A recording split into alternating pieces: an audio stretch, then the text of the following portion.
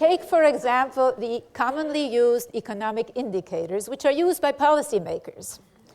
Gross domestic product, GDP, gross national product, GNP. Now, if actually, objectively speaking, if the consequences weren't so serious, these would be funny. Because, consider, what is included as productive work, these are measures, by the way, of economic fitness, they say, economic health. They include activities that actually harm and take life. Making cigarettes, the health bills, medical bills, the funeral bills are terrific for GDP. Not only do they include as positives negatives, but they fail to include as economically productive work the most essential human activities, without which none of us would be here, the life-sustaining activities. The work of caring and caregiving in households, it isn't included.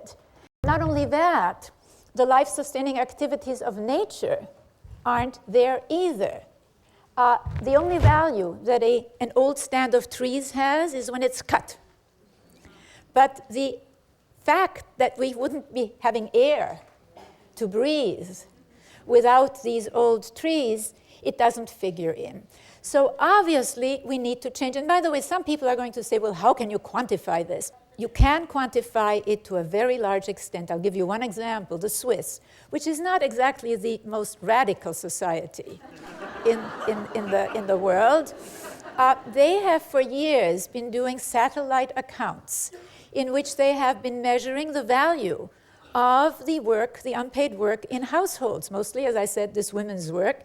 And they found that if that work were included, it would amount to 70%, 70% of the reported Swiss GDP. So obviously, we've got to change things. And we've got to really change them. Not only, we need an economic model that includes the household economy, that includes the natural economy, as well as just the market economy. But even in the market economy, what we see is bizarre.